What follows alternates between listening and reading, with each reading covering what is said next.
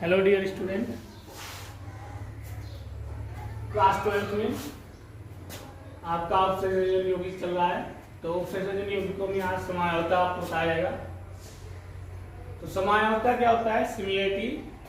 तो जब दो या अधिक यौगिकों के अणुसूत्र समान, तो उनके अणुसूत्र जो है समान हो, परंतु इनके संरचना सूत्र अथवा त्रिविमीय विन्यास भिन्न होते हैं, तो इस घटना को समायोता कहते हैं और उस यौगिक को समावयवी कहते हैं। समायोता दो प्रकार का होता है, एक होता है संरचना समायोता और दूसरा होता है त्रिविम समायोता। अब देखिए, हम संरचना समायोता के बारे में आज पढ़ेंगे, त्रिविम संरचना के बारे में कल पढ़ाया जाएगा। तो संरचना समायोता क्या होता है? संरचना समायोता में दो से अधिक यौगिकों के सूत्र समान होते हैं, परंतु उनके संरचना सूत्र भिन्न होते हैं। मतलब जो उनका सूत्र होता है वो तो समान रहेगा, लेकिन जो उनका संरचना सूत्र होगा, स्ट्रक्चर जो होगा, वो भिन्न होगा। ये निम्न प्रकार के होते हैं। पहला है आपका आयनन समायोता।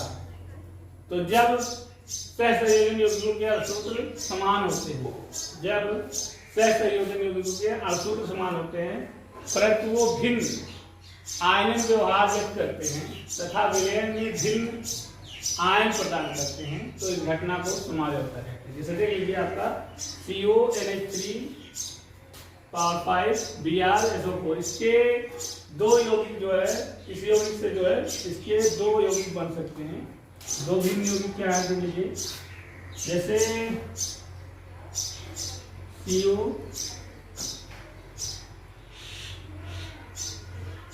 BrNH3 पावर 5 और SO4, एक संरचना इसकी एक हो ये हो गई और दूसरी इसकी संरचना हो गई, ये फर्स्ट इसका इससे। और सेकेंड क्या होगा देख लीजिए, CO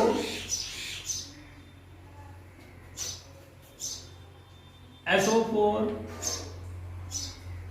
NH3 और बाहर आपका Br। अब देखिए क्या होगा, दोनों में अंतर क्या है? संरचना सूत्र देखिए दोनों का सेम है, और जो अणुसूत्र है दोनों का सेम है, लेकिन संरचना सूत्र में थोड़ा अंतर आ रहा है। और ये क्या करता है? आयनन की तरह व्यवहार करेगा। देखिए कैसे, जैसे सल्फर में जो है SO4 में -2 आयन होता है, ठीक है, और यहाँ ब्रोमीन में -1 हो जाता है। तो दोनों में जो है आयन व्यवहार में बड़ा अंतर है, भिन्नता होती है। और ये क्या करते हैं? विलयन में जो है मिलकर आयन प्रदान करते हैं।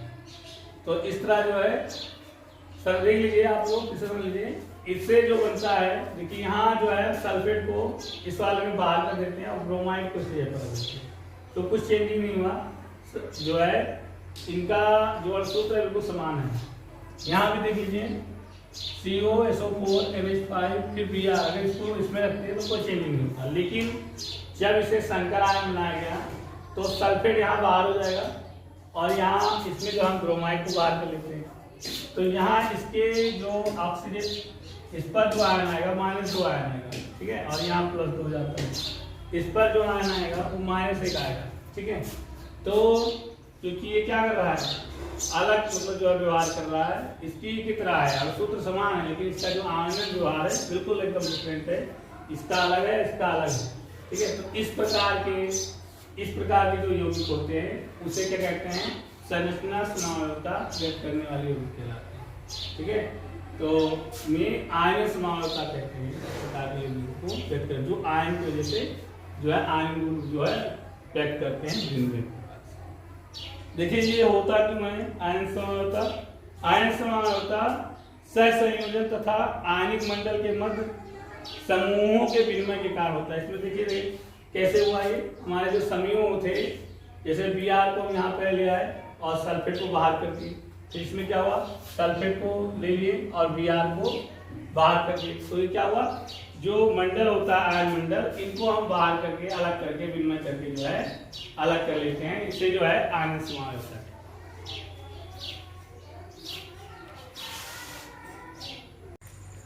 देखिए सेकेंड है आपका हाइड्रेट समायोजकता। तो जल के अणु लिगेंड की भांति तथा क्रिस्टलीकरण जल दोनों की बात व्यवहार करते हैं।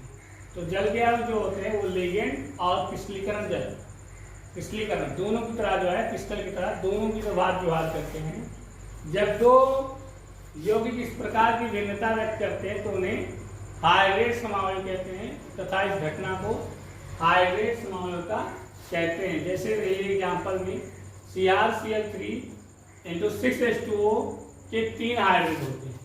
कैसे?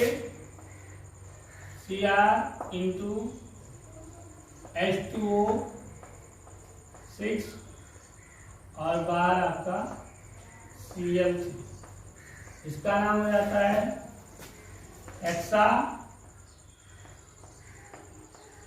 एक्वा क्रोमियम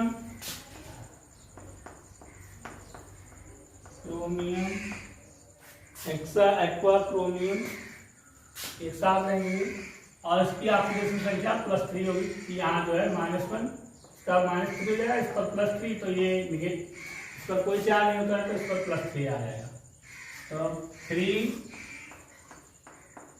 और हेक्सा एक्वा क्रोमियम 3 और फिर क्लोराइड।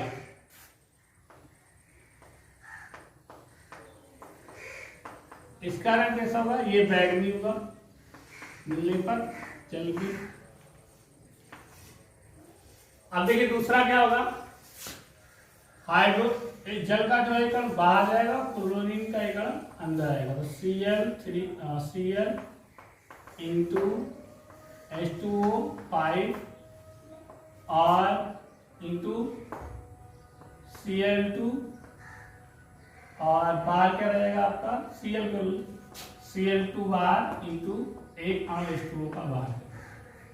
तो क्या हो जाएगा इसका नाम? देखिए इसमें जो है क्लोरीन का एक अणु बाहर अंदर आ गया और जो है जो हमारे जल का एक अणु था वो बाहर हो गया। तो क्या हो जाएगा ये? पेंटा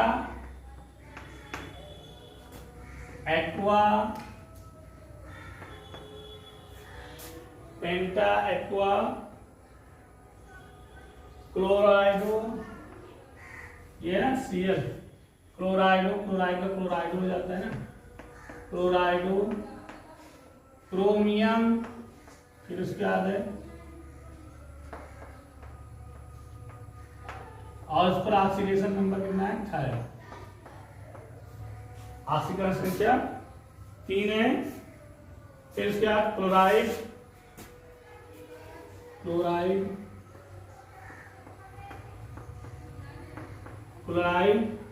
और इसका एक अणु आ रहा है बाहर, इसलिए मोनो हाइड्रेट। इसका रंग होगा नीला और हरा रंग। देखिए नेक्स्ट में क्या होगा, एक Cl और बाहर, Cl के अणु आते हैं और हाइड्रोजन का एक अणु जो है और बाहर जाता है। तो Cl इंटू H2O 4 बचा ये और एक Cl क्लोरीन का एक अणु अंदर आ गया तो ये Cl2 हो गया। अब देखिए बाहर क्या गया, यहाँ बचा Cl केवल कि इसके 2 अणु अंदर आ गए और यहाँ से 2 अणु H2O जल के जो है बाहर गए। इसका नामकरण देखिए कैसे होगा, टेट्रा, 4 है ना, 4 अणु है जल के, तो टेट्रा एक्वा Cl2 है, क्लोराइडो टेट्रा एक्वा डाइक्लोराइडो होगा, 2 अणु है ना, डाइक्लोराइडो 2 अणु है, डाइक्लोराइडो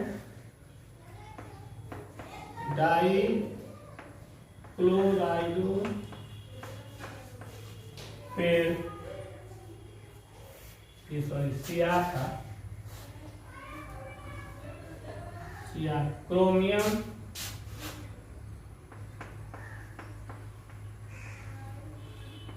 मिथाइल, और फिर क्या है क्लोराइड, क्लोराइड,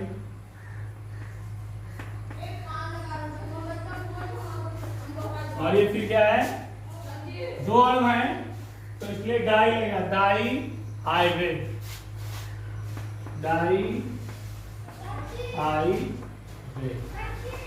ये इसका रंग जानते हैं कैसा होगा? इसका रंग जो है गाढ़ा जो है हरा होगा, गाढ़ा हरा। ठीक, इस तरह ये हाइड्रेट समानता। हाइड्रेट समानता में क्या होता है, जो यौगिक होते हैं वो जल में मिलकर रहे, या तो जल के अणु के बाद व्यवहार करने के लगते हैं, या क्रिस्टलीकरण क्रिस्टल की तरह जो है व्यवहार करने लगते हैं। तो इस प्रकार की जो समानता होती है वो क्या कहलाती है, हाइड्रेट समानता।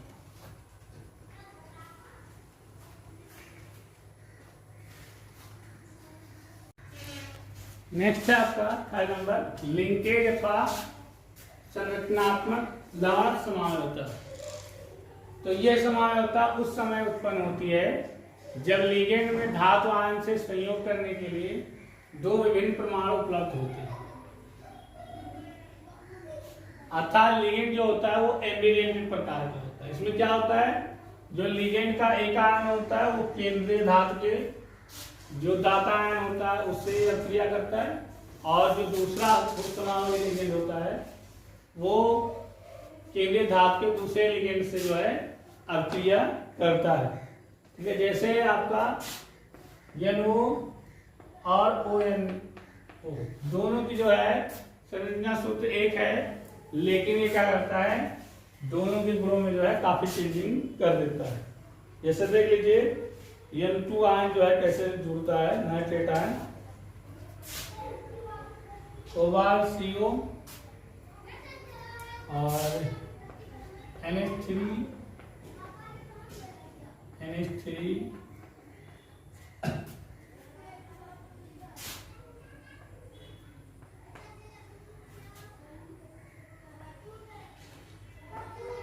H3N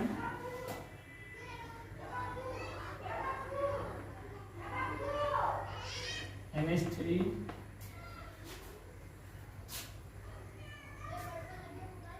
और ये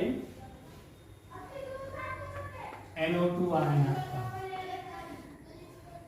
टोटल इस पर जो है लिगेंड पर +2 चार्ज है। ठीक है, तो और एक H3 आयन यहाँ H3। ठीक, तो ये क्या है NH3 कितने हैं, 1 2 3 4 5, तो पेंटा एमाइन और एमाइन, और लिगेंड क्या है नाइट्रेट,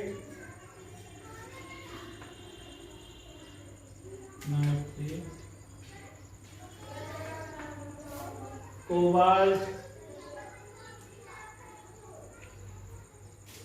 नाइट्रेटो कोबाल्ट, और इसका ऑक्सीडेशन क्या 3rd आयन। ठीक, तो इसमें देखिए NO जो नाइट्रेट आयन है इसके इसमें जो है NB का परमाणु जो है O से कोबाल्ट से क्रिया कर रहा है, और O का भी जो है दाता परमाणु कोबाल्ट से क्रिया कर रहा है। तो इस प्रकार के ये दोनों जो है NO2 के दो जो है इस जो है केंद्र धातु से जुड़े हुए हैं, इसलिए इसे जो है लिंकेज अथवा संरचनात्मक आयन कहते हैं। इसका रंग देख लीजिए, ये पीला और भूरा होगा। फिर देख लीजिए इसी तरह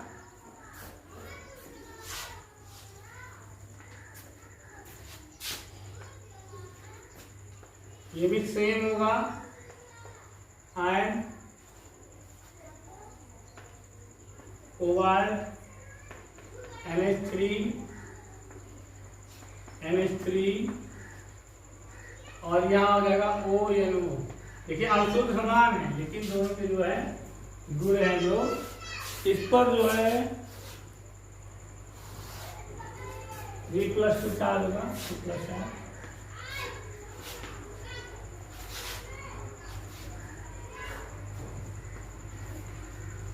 और NH3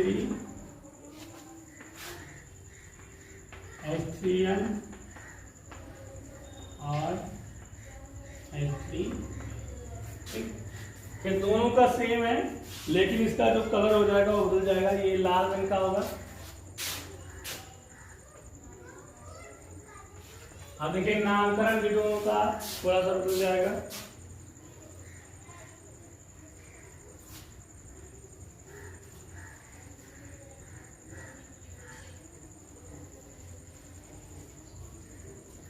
केवल इसका रंग बदलेगा, नाम वही रहेगा। देखिए पेंटा और पेंटा, फिर 5 एमाइन, नाइट्रेटो, कोबाल्ट और थर्ड है आयन। लेकिन इसका जो रंग होगा वो बदल जाएगा। इसके जो इसमें जो है O और O, इसमें जो है एक N का दाता परमाणु और एक O का दाता परमाणु जो है केंद्रीय धातु से अभिक्रिया करेगा। इसमें क्या होगा, दोनों O के जो है दाता परमाणु जो है केंद्रीय धातु से जो है केंद्रीय धातु के दाता परमाणु से अभिक्रिया करेंगे। इसलिए दोनों के जो रंग होते हैं, कलर होते हैं, चेंज हो जाते हैं, लेकिन जो संरचना सूत्र होगा, जो नामकरण होगा, वो जो है एक ही रहेगा। इस तरह ये हो गया आपका लिंकेज और समानता। ये आज का टॉपिक कंप्लीट हो गया है। नेक्स्ट कल पढ़ाएंगे। Thank you.